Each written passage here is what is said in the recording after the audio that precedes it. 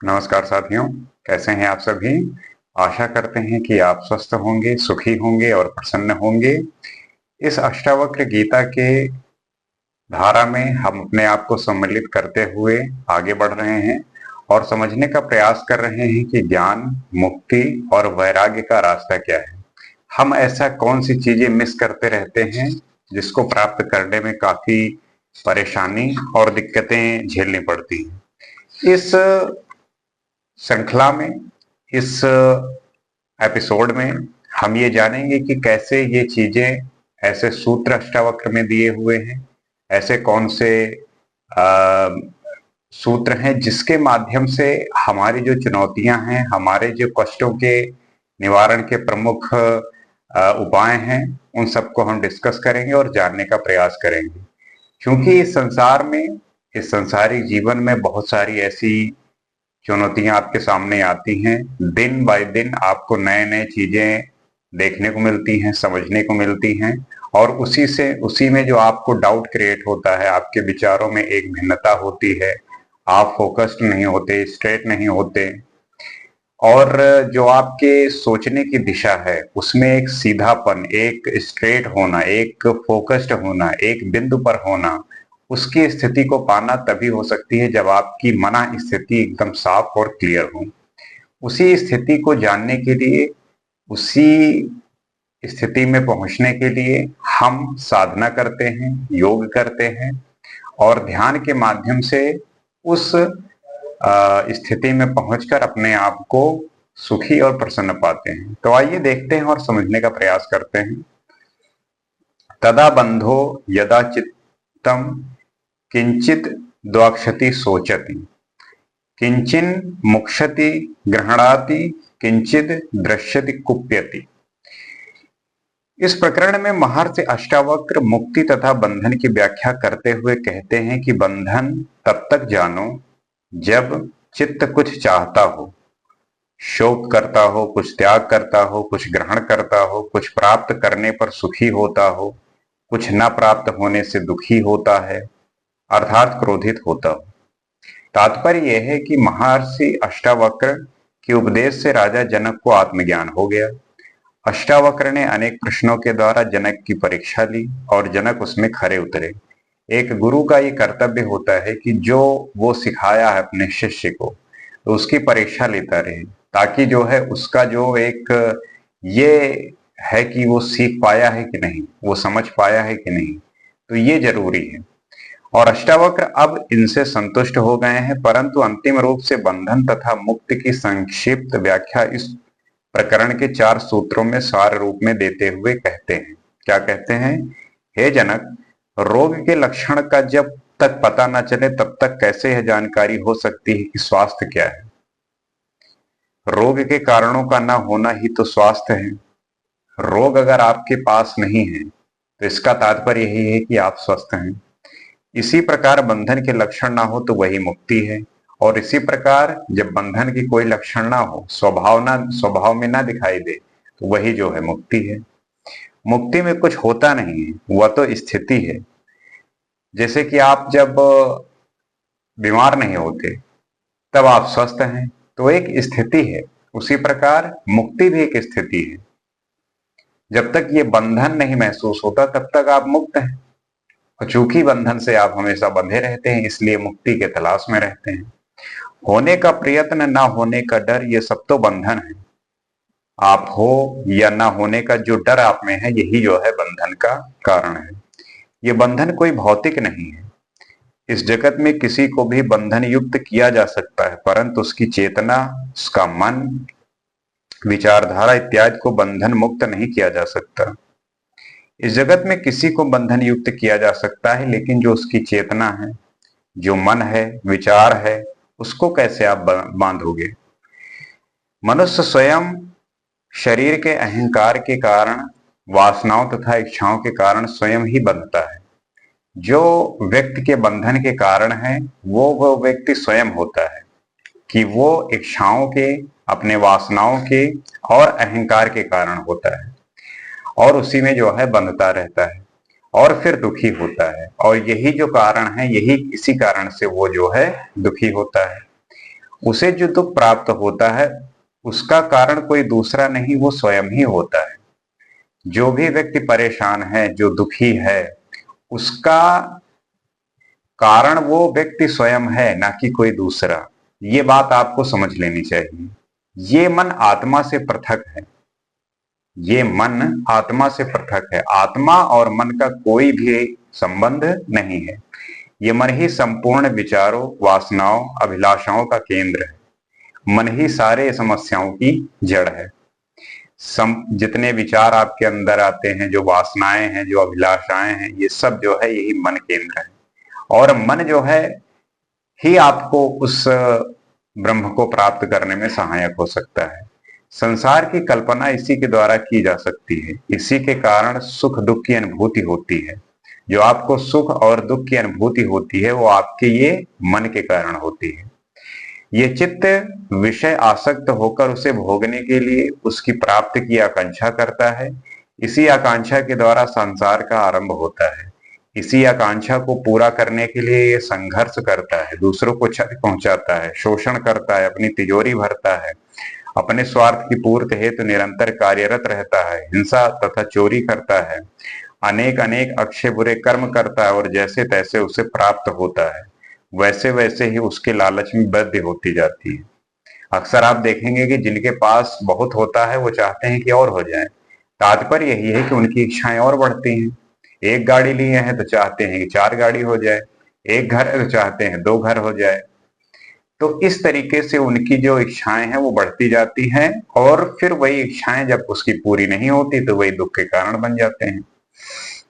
वो ज्यादा से ज्यादा प्राप्त करना चाहता है, तृष्णा बढ़ जाती है, मोह बढ़ जाता है, धन संपत्ति में प्रवृत्ति बढ़ जाती है, एक पूरा माया जाल निर्मित हो जाता है। और इस तरीके से धीरे धीरे वो व्यक्ति जो है पूरे माया जाल में निर्मित हो जाता है। जब उसे सब कुछ मिल जाता है तब वो बहुत प्रसन्न होता है और जब उसे प्राप्त नहीं होता तो उसे बहुत दुखी होता है। जैसा कि मैंने आपको बताया कि जब चीजें मिल जाती हैं तब वो बहुत प्रसन्न होता है, उछलता है, कूदता है, पागलपंथी अनेक अनेक तरीके की करता है। और जब वही चीजें नहीं प्राप्त होती तब जो है वो परेशान होता है, दुखी होता है। उसको लगता है कि उसके जीवन से सब कुछ छिन गया, सब कुछ समाप्त हो गया। इस प्रकार दुख सुख का अनुभव चक्र चलता रहता है। प्राप्त न होने पर या बाधा उत्पन्न होने पर वह क्रोध भी करता है। जब वो चीज प्राप्त नहीं होती और कोई बाधा जब उत्पन्न होती है तो वो व्यक्ति जो है क्रोध भी करता है। क्रोधित होने का एकमात्र यही कारण है कि व्यक्ति के मन की जो इच्छा थी वो पूर्ण नहीं हुई, कोई ऐसी कामना है जिसमें कोई रुकावट आ रही है। इस प्रकार जब चित्त इच्छा करता है, वासनाग्रत होता है, तभी वह कुछ चाहता है, कुछ विचार करता है, कुछ ग्रहण करता है और इसी के कारण वो कभी सुखी होता है तो कभी दुखी होता है। अब जो इच्छाएं हैं, उसकी कामनाएं जो हैं, जो वासनाएं हैं, जब पूरी हो जाती हैं तो सुखी और जब नहीं पूरी होती तो दुखी। योग वशिष्ठ में भी कहा गया है कि वासना इच्छा में रमा हुआ चित्त ही बंधन है और वासना का क्षय ही मोक्ष है। ये वासना जो है जब तक बसा हुआ है तभी तक मोह है और जैसे ही ये इसका क्षय हुआ वैसे ही मोक्ष को प्राप्त हो गए। तो ये वासना ही है जो आपको बांधे रहती है। तू वासना का परित्याग करके मोक्ष को प्राप्त करने की इच्छा का भी परित्याग कर दे, तभी तुझे परम सुख की प्राप्ति होगी, अर्थात तभी तुझे पूर्ण रूप से सुख प्राप्त होगा। बाहर कर्म जगत है तो सूक्ष्म है, परंतु इसके पीछे एक विशाल संसार है एवं इसके पीछे ही सबसे विशाल वासनाओं का संसार है। वासनाओं से विचार उत्पन्न होते हैं तथा विचारों से ही कर्म होते हैं। ये जो वासनाएं हैं इन्हीं से विचार उत्पन्न होते हैं और उन विचारों से ही जो है कर्म उत्पन्न होते हैं। इसलिए यदि ऐसा सोचा जाए कि कर्मों को रोक दे तो विचार समाप्त हो जाएंगे, तो ऐसा नहीं है। ना ही विचारों को रोक देने से वासनाएं समाप्त हो सकती हैं, क्योंकि वासनाएं यदि जड़ हैं तो विचार उसके तने और शाखाएं हैं एवं कर्म उसके पत्ते हैं।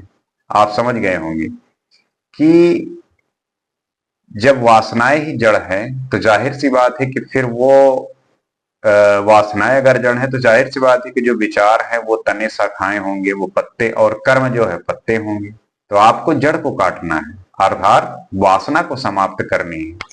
जब ये वासना और इच्छा खत्म हो जाएगी, तब जो है ऐसे विचार, ऐसे कर्म भी समाप्त हो जाएंगे। इन सबको जो खुराक प्राप्त हो रही है वही वासना रूप जड़ों के द्वारा ही प्राप्त हो रही है। वो जड़ क्या मतलब कि वासना, उसी को काट के फेंक देना है। ये ऐसा पेड़ है जिसके पत्तों को काट देने से कुछ नहीं होगा, तथा जब तक उसकी जड़ को नहीं समाप्त किया जाए, जब तक जड़ को नहीं काटेंगे, वासना को नहीं दूर करेंगे, नष्ट करेंगे, तब तक इन विचारों को रोकने से, इस मन को रोकने से कुछ होगा नहीं।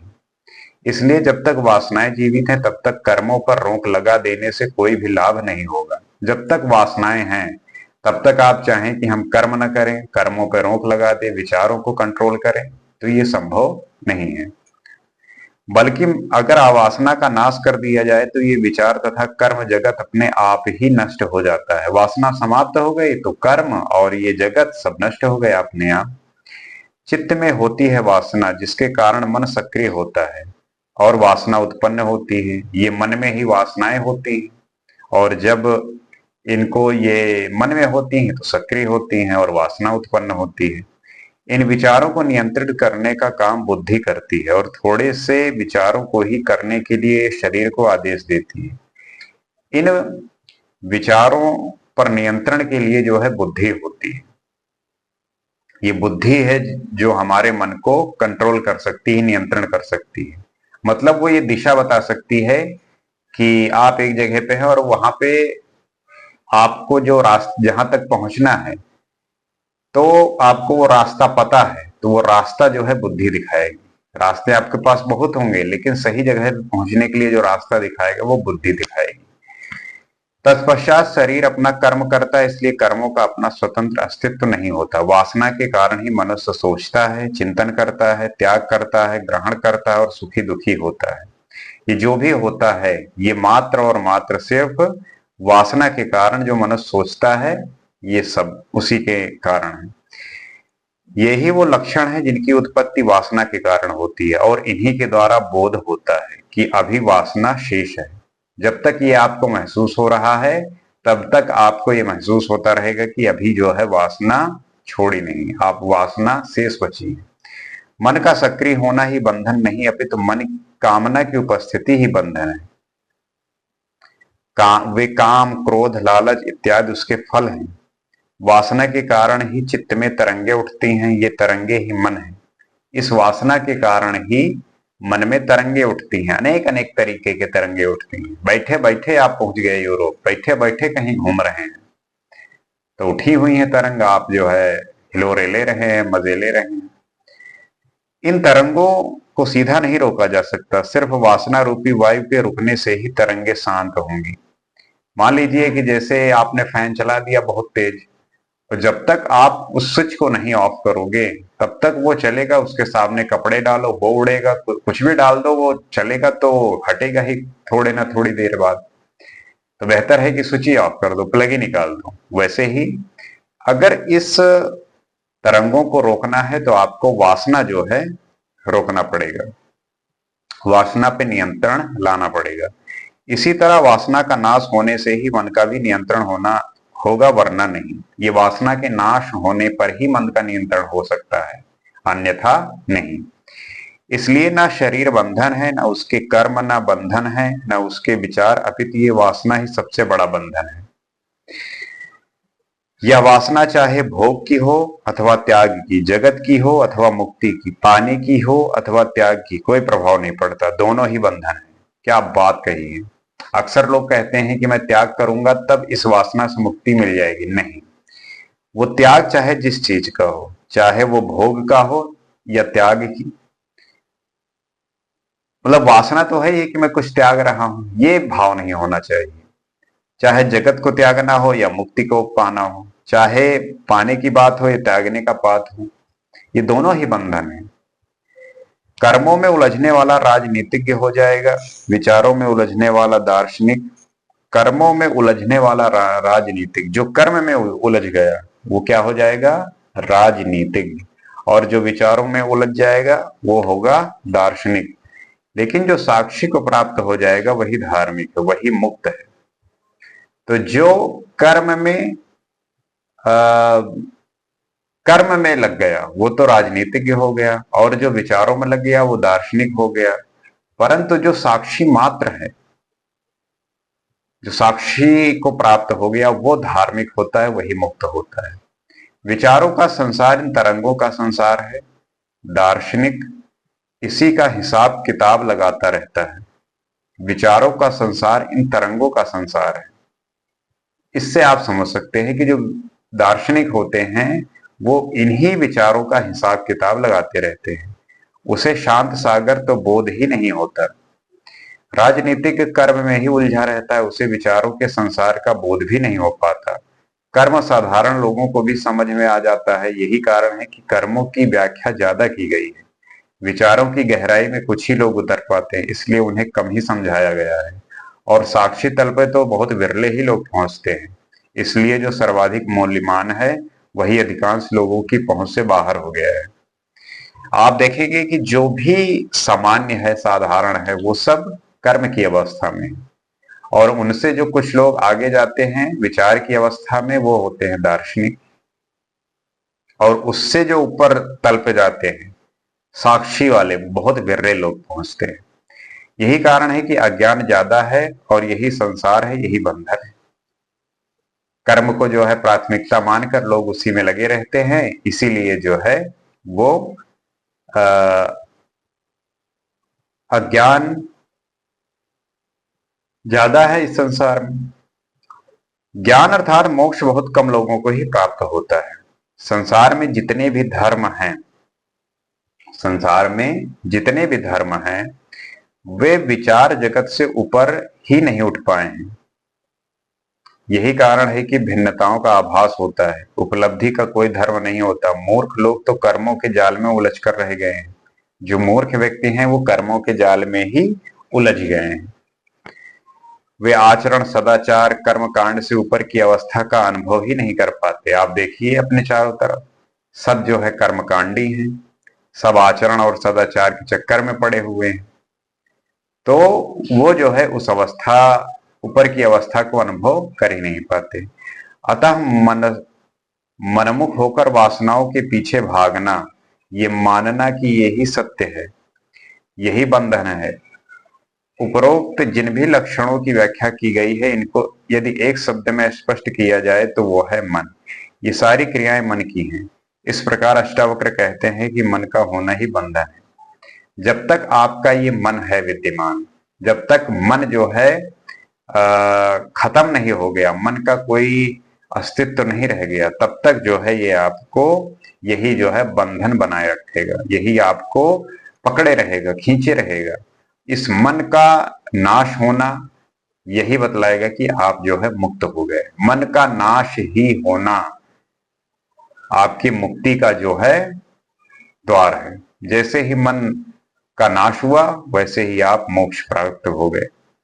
तो ये बड़ी सीधी सी बात है कि वासनाएं जो है वही आपके दुखों के प्रमुख कारण है। आपकी इच्छाएं, कामनाएं, यही जो है प्रमुख कारण है।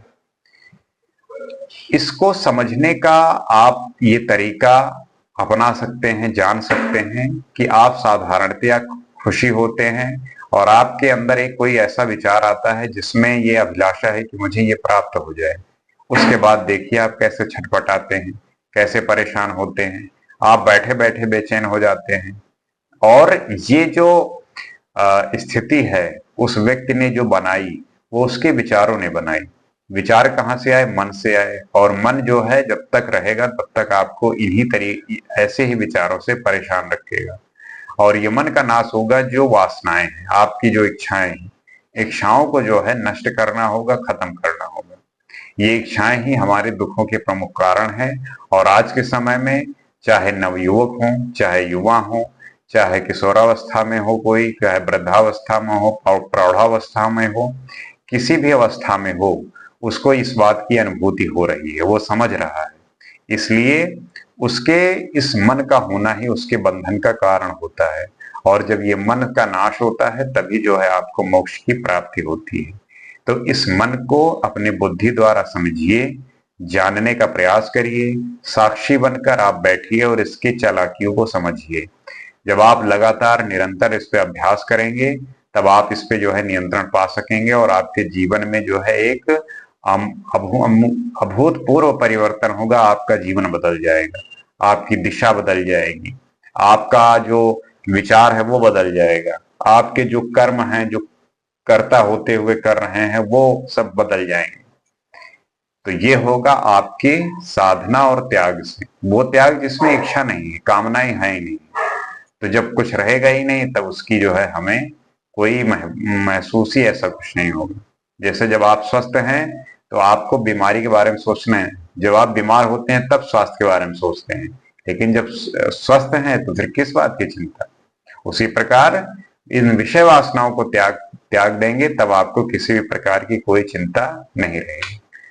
तो आशा करते हैं कि इस वीडियो को आप समझे होंगे, आप इस पे चिंतन करेंगे, विचार करेंगे, आत्ममंथन करेंगे। एक बार जब इसके बारे में सोचेंगे, तब आपकी जो सोचने का प्रक्रिया है, जो सोचने की आपकी एक स्थिति रहती है किसी भी सिचुएशन में, तब आप पाएंगे कि हाँ, ये बात सही है कि ये जो हमारे परेशानियों के कारण है, ये कोई दूसरा नहीं, ये हम स्वयं होते हैं और हमने ही इसको अपने कर्मों से बनाया है और हमारी स्थिति ऐसी हुई है। तो अगले एपिसोड में आपसे फिर मुलाकात होगी और इसी तरीके से हम कुछ और बात करेंगे। आज के लिए इतना ही। नमस्कार।